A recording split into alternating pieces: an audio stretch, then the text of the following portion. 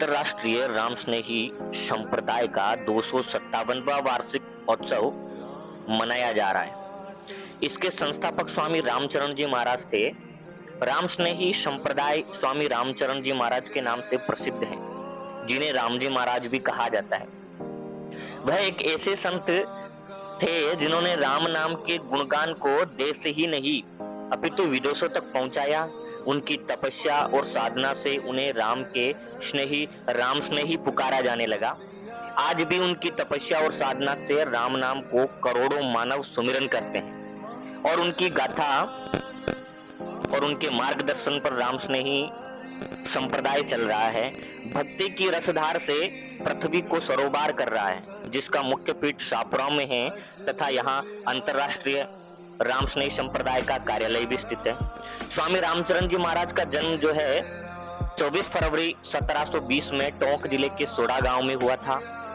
निर्वाण वैशाख कृष्णा पंचमी संवत 1855 ईस्वी को शाहपुरा में हुआ था। ये रामद्वारा शाहपुरा के संस्थापक आचार्य थे। इनके बचपन का नाम राम किशन था। आमेर के जय सिंह द्वितीय ने इन्हें जयपुर के मालपुरा के दीवान पद पर नियुक्त किया था।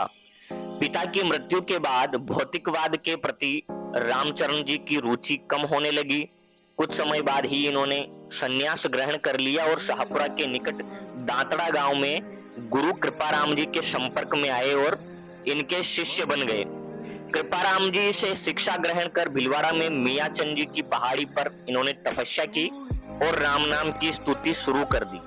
रामचरण जी ने निर्गुण भक्ति पर जोर दिया, लोगों को राम शब्द बोलने के लिए प्रेरित किया। स्वामी जी ने श्री राम की स्तुति का प्रचार किया। राम की स्तुति के फलस्वरूप इनके द्वारा स्थापित संप्रदाय राम स्नेही के रूप में प्रसिद्ध हुआ।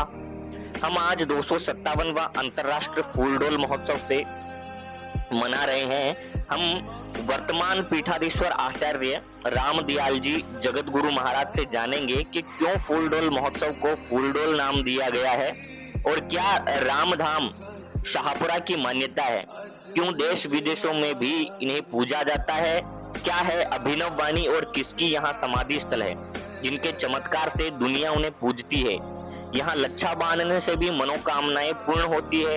क्या कुछ ऐतिहासिक बातें और मान्यताएं हैं, जानते हैं हम स्वामी जी से। अंतर्राष्ट्रीय राम स्नेही संप्रदाय के जन्मदाता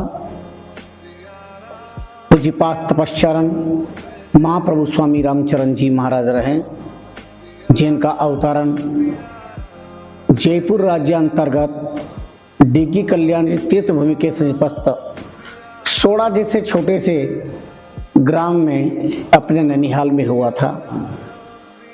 विक्रम संवत 1776 माघ शुक्ला चतुर्दशी को अपने राजस्थान की धरती पर उतार लिया है। विक्रम संवत 1808 को अपने शाहपुरा से समीपस्थ दांतड़ा ग्राम में महान तपस्यात्मा स्वामी कृपाराम जी महाराज से दीक्षा प्राप्त की है। विक्रम संवत 1817 में भिलवाड़ा की धरती पर अंतर्राष्ट्रीय राम स्नेही संप्रदाय की स्थापना की। प्रथम फूलडोल पर्व का शुभारंभ भिलवाड़ा की धरती से हुआ। शाहपुरा में प्रथम फूलडोल विक्रम संवत 1823 को प्रारंभ हुआ। महाप्रभु रामचंद्र जी महाराज ने शाहपुरा की धरती को अपनी साधना स्थली चुना, क्योंकि ये शमशान धरा रही है। आपने अपने काल में कठोर तप, अनवर साधना और नाम यज्ञ में जो दिव्यता को प्राप्त किया, वह अपने आप पे अनूठा और अनोखा था। उनकी सारी अनुभूति राम स्नेही संप्रदाय का ग्रंथ है, जिसे अनुभव वाणी अर्थात अनुभव वाणी कहते हैं, जो राम स्नेही संप्रदाय का इष्ट ग्रंथ है। 36,000 अनुभव वाणी ज्ञान रत्नाकर के रूप में संसार में वंदनीय, अर्चनीय और पूज्य है। विक्रम संवत 1855 को आपने इसी धरती पर देह त्याग किया। यहीं पर उनका उत्तरार्ध संस्कार हुआ और जिस जगह लाखों लोग नतमस्तक हो रहे हैं उनका समाधि स्मारक पूज्य स्तंभ जी की महाराज के रूप में प्रसिद्ध है, जहाँ अपनी अपनी आकांक्षाओं की मानता के रूप में लक्ष्य माने जाते हैं, चाहे वो आकांक्षा संतान की प्राप्ति की हो या सत्ता की प्राप्ति की हो या स्वास्थ्य की प्राप्ति है या परमपिता परमात्मा के दर्शन की प्राप्ति की आकांक्षा हो, पर अंतर मान्यता के रूप में वो बोलवा बोलते हैं। फाल्गुन शुक्ला एकादशी से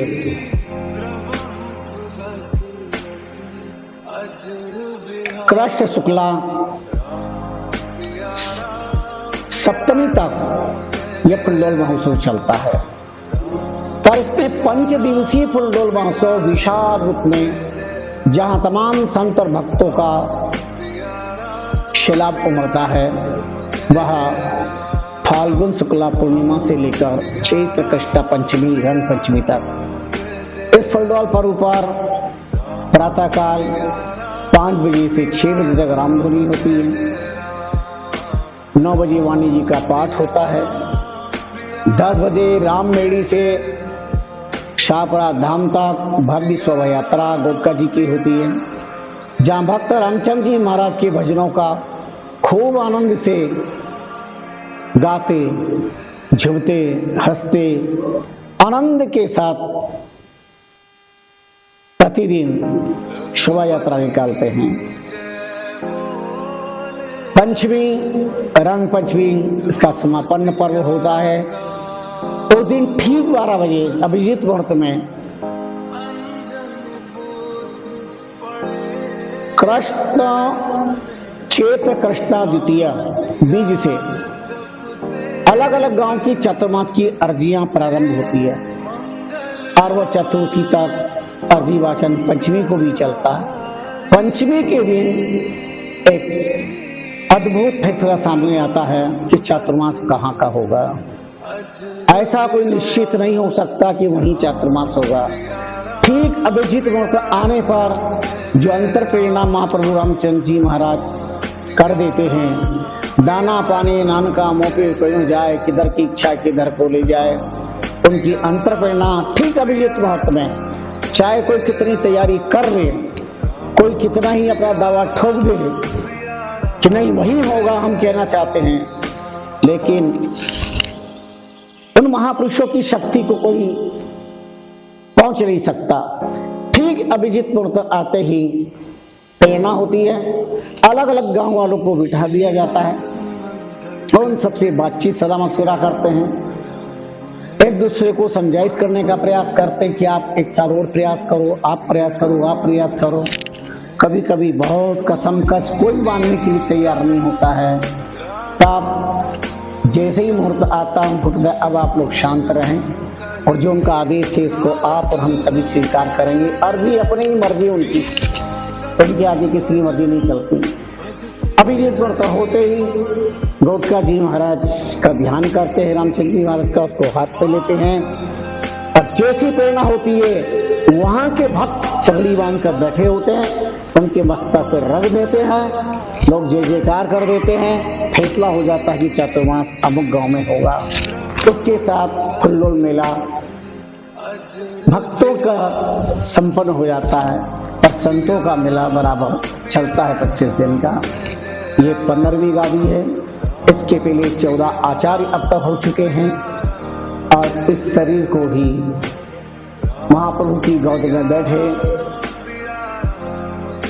यद्यपि संत दीक्षा को 50 साल अभी शिवरात्रि पर पूरे हुए हैं और 30 साल आचार्य पद के इस वर्ष 20 जनवरी को संपन्न हुए हैं।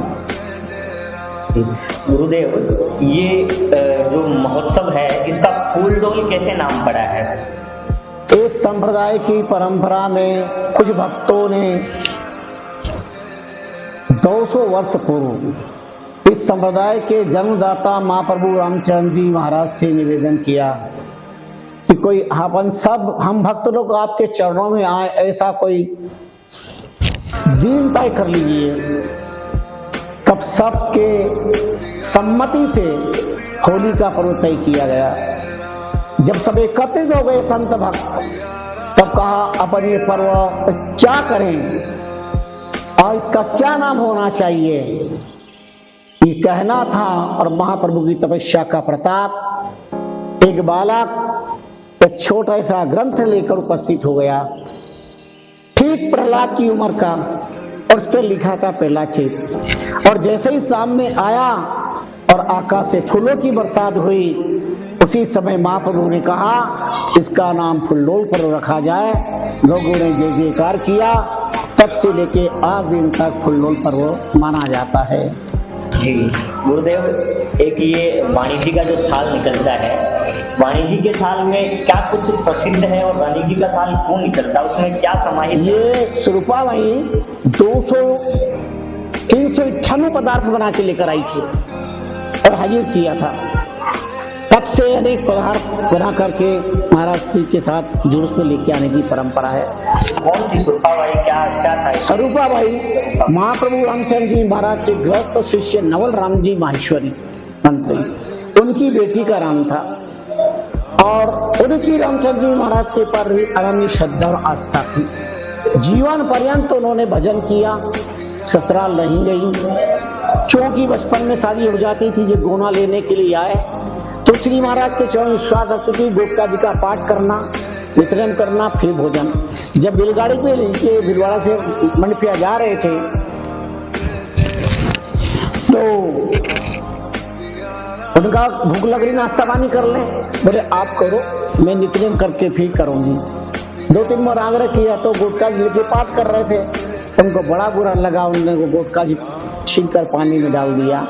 स्वरूपा भाई ने विचार किया, जिसने मेरे इष्ट का अपमान किया उसके जीवन मुझे क्या सुख मिलना है। वो वहीं से लौट आई। महाप्रभु रामचंद्र जी महाराज प्रवचन कर रहे थे, नवल जी पूछे इनके पिताजी, उन्होंने कहा नवल राम स्वरूपा आ रही है। बोले गुरुदेव सापुरा ससुराल विदा करके आया हूँ। बोले स्वरूपा आ रही है नवल? बोले विदा करके आया हूँ। बेटा स्वरूपा आ रही है, इतने रोते हुई आ रही है। अंतर्यामी भी महापुरुष ने ऐसा किया, वही गोटका जी उन्होंने पानी में डाल दी है, रो मत, पाठ करना जीवन पर्यंत। जिंदगी भर पाठ किया, ब्रह्मचर्य का पालन किया। आज भी उनकी तपस्या का चमत्कार है। शाहपुरा में इतनी सारी छतरियां आचार्यों की, पीछे चबूतरा है जहाँ शील व्रत प्रणाम करने वालों को अग्नि संस्कार होता है और संतों का, वहां उनका एक चबूतरा है। कितनी भी कड़कड़ाती सर्दी होगी उसका एक पत्थर गर्म होगा, कितनी भी गर्मी होगी उसका एक पत्थर आज भी ठंडा होगा। अभी आप देख सकते हैं आज भी चमत्कार, ये उनकी तपस्या का राम नाम का चमत्कार।